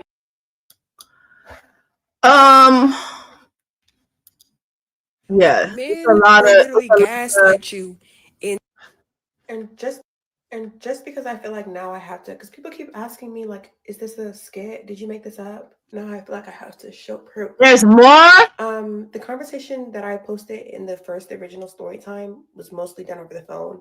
But let me show you the text message that he sent me when the first message I sent him saying, can we move in together? So this is the original text message of me saying, I guess I cut off the part where I asked him, but okay, so Hold on. And just because I feel like now I have to, that I posted in the firstly done over the phone, but let me show you the text message that he sent me when the first message I sent him saying, can we move in together? Lori, you're saying that you back her. What part do you back her on? Like, I do think he should have helped her. I do think that, but I also think that, girl, this man has been leaving you for extended amounts of time. You were not asking, like, you didn't even know what the situations were with these men that live with your man. You say he's mysterious. So what are you backing her on? I need understanding on that. So here are the text messages. This is her, I guess, in the blue. Unless you don't want me there still, I respect your boundaries and your privacy and personal space. I can always just figure it out. I'm resourceful.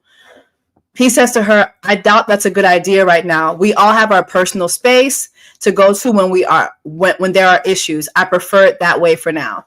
So I remember her mentioning this in the previous video where she said that he told her that he likes the fact that they have their own spaces to retreat to when they have an issue. Then she says, okay, cool. I respect your decision. I also think we should start seeing other people. I was very upfront about my boundary of my time being wasted. And I'm starting to get the idea that you're not really taking life serious. A year and you still need, hold on. So you still need personal space is concerning. It's okay. I don't really original text message of me saying, I guess We can still date. Okay. A year in and you still need personal space is concerning. It's okay to admit you just don't like me that much. Girl, what? Mind you, she asked this man to move in with him after these series of text messages. Guys, those of y'all who back her, y'all are not reading. Y'all are not reading. She had just told this man, I think we should see other people. He told her, I'm glad that we have our own homes. This is a couple days before she asked him to move in with him. So those of you who back her, what are you backing?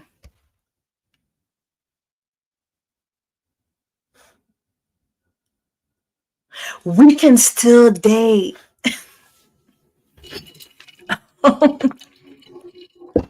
That man was not dating her. That man was smashing. He was not dating her. This is insane. He's having a conversation. She's having another one.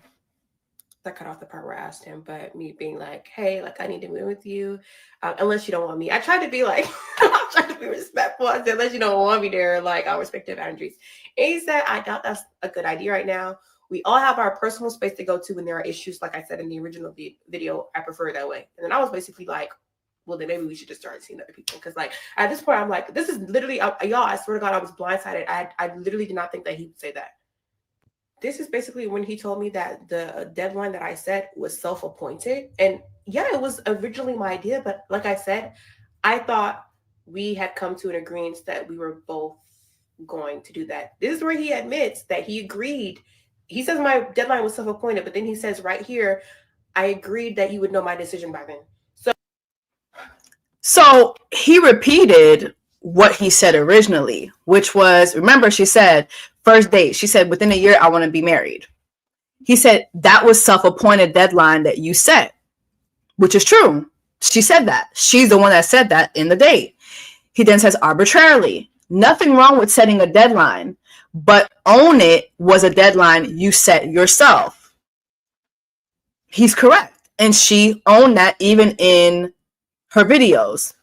She said, we talked about, you agreed it was reasonable. So please stop acting like I just made all these decisions within the last couple of weeks. You are not surprised. You are stalling. Mind you, this is a conversation that's happening as she needs a place to stay because she's about to be evicted. This is not just a conversation that they're and then this is in text. He says, yes, I agreed you would know my decision by then. And no, I don't think setting a 1 year deadline to marry someone is reasonable. I actually think it is very stupid. It's actually different when an established woman has 1 year deadline because she is not going through a lot of change and she is established, not a lot to figure out. Every relationship progresses at a different pace. So he's letting you know right now, you set that deadline because you knew that you was going through a lot of shit financially. Like you said, he's been watching you struggle. And while he's been watching you struggle, he's been going to Ghana. He's been he got the Kwame hostel in Ghana. He got the hostel in North Carolina. This man is hosteling. La business. But he lets you know right there. See, I don't even need his side. In this paragraph alone, it's actually different when an established woman has a 1 year deadline because she's not going through a lot of change and she is established, so not a lot to figure out. Clocked you. He clocked her.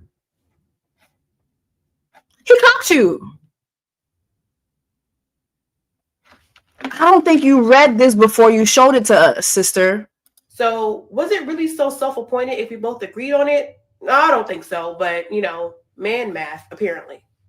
See, I just feel like I have to post that because people are asking me, am I making this up for clout? No.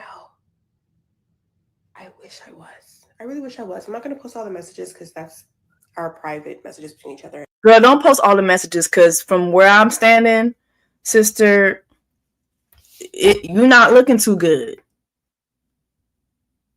Love you down, but you're not looking too good. And I don't hate him, so I'm not gonna post his messages. But yeah. Oh my God. I'm sorry. All right. It's we listen and we don't judge. So in college, I had this ex, and we would like consistently fall out. Okay, so now she an influencer. All right.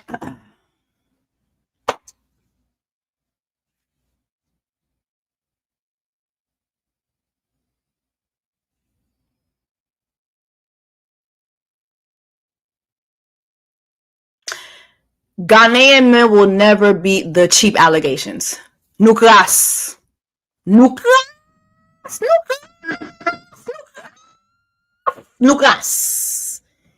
Beautiful men, beautiful features, gorgeous culture.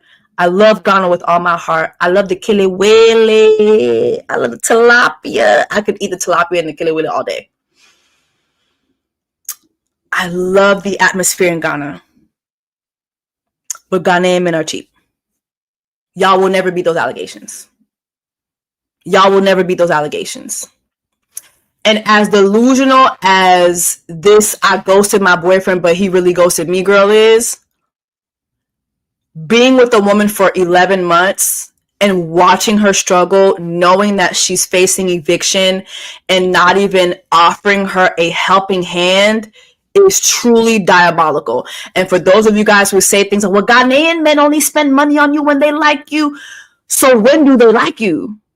He was with her for 11 months. When do they like you? Does something magically happen when a Ghanaian man gets married? The ring goes on. I like you. What that man did was disgusting. It was nasty work. Let's just be honest, because as delusional as she is, that man was smashing her down in that damn hostel that he has. Okay? Smashing her for 11 months straight. Then for Jessie December was like, all right, gotta go.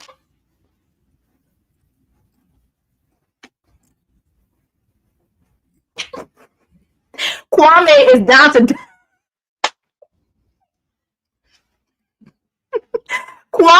down to Jessie December getting his aqua bar on and his aqua on. Meanwhile, this girl is fighting for her life. Nasty work. Nasty.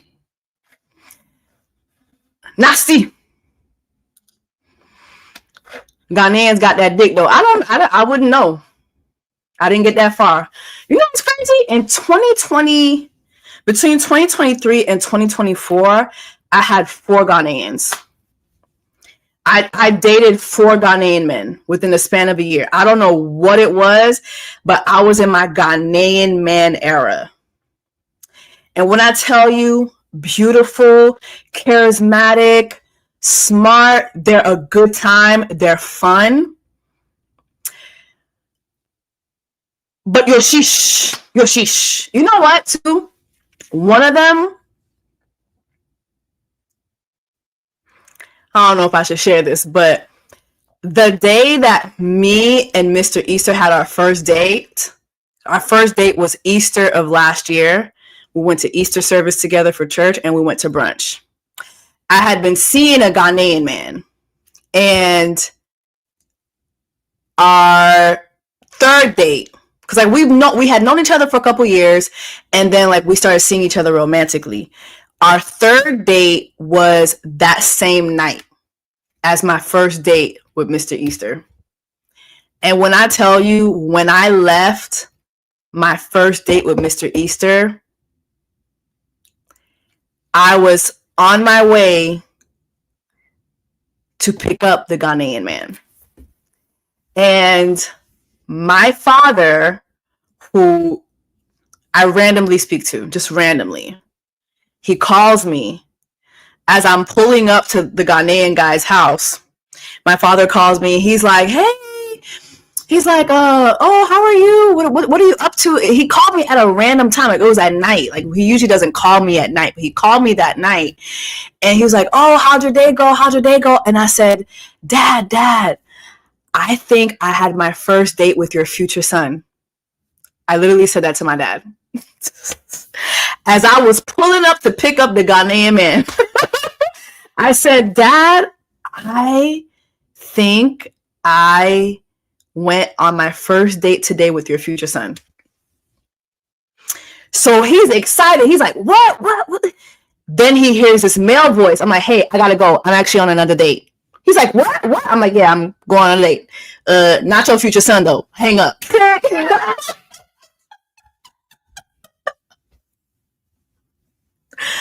But I kid you not, I was on that second date and I could not stop thinking about Mr. Easter the entire time. The entire time. I was looking at that man. I was like, I will never see you again. I will never see you again. I will never see you again. Somebody said, pimping ain't easy. No, dead ass going into 2024. I don't know if you guys like would follow my videos for real. Remember, I had like Sexless in Atlanta. Like I was gonna really show y'all my journey of dating for 2024. Like I had going into 2024, I had 3 Ghanaians. I actually had 4 Ghanaians. Oh my God. 2 of them were in the industry, were in the entertainment industry.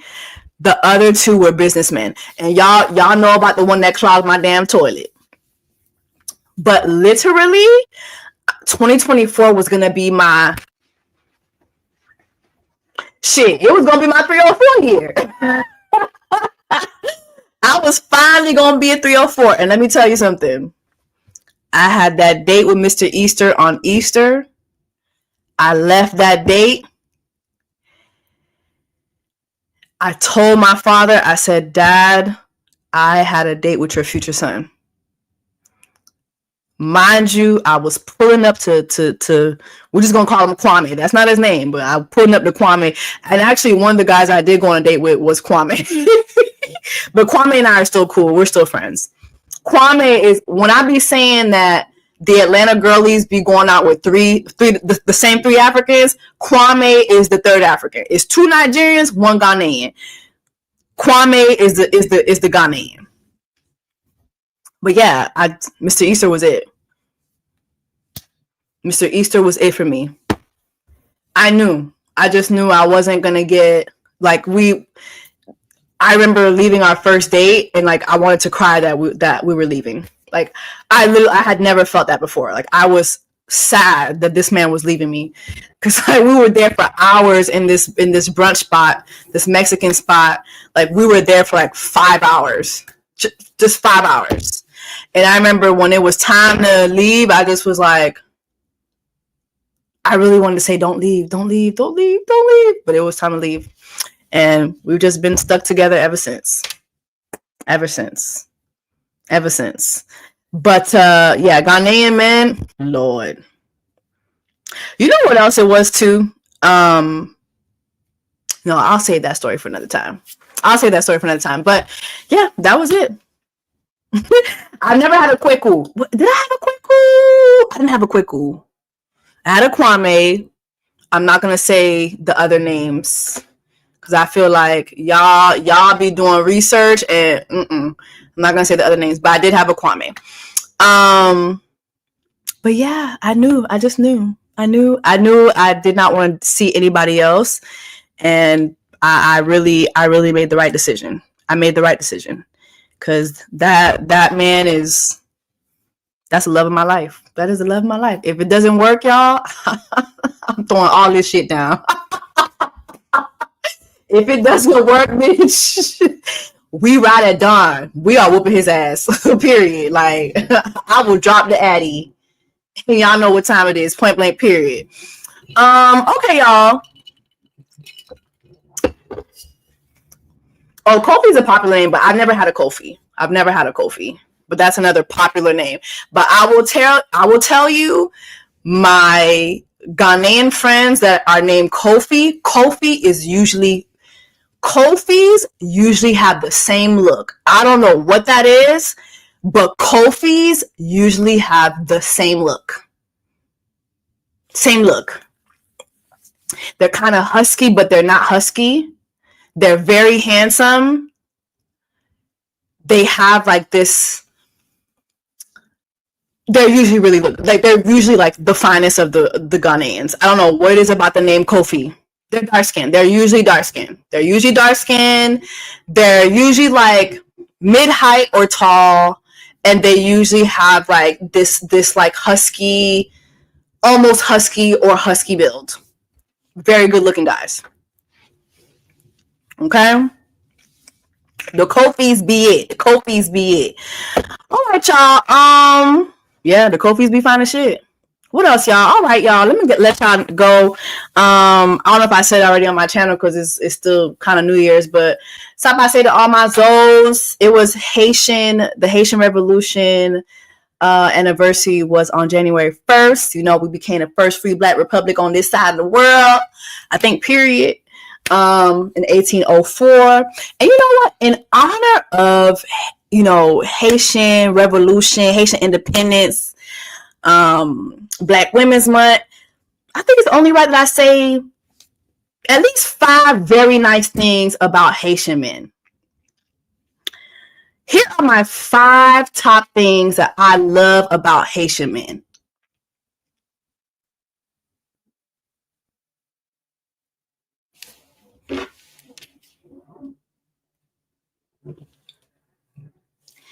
So te di m pou m de di ankor? Ou te di m pou m de di un bagay? So te di m pou m de di ankor? Sa liye? Ok, tan mwen.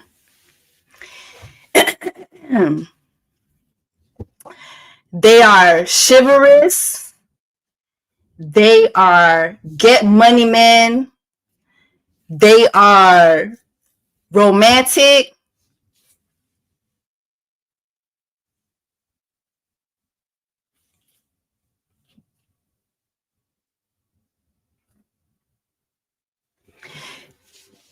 They are very nice.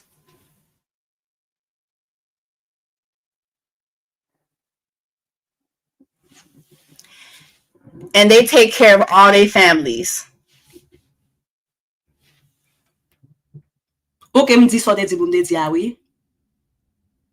M di so te di pou m de di a, mette l'argent dans account mwen. Put the money in my account. M di so te di pou m de, put the money in my account. Fè vite.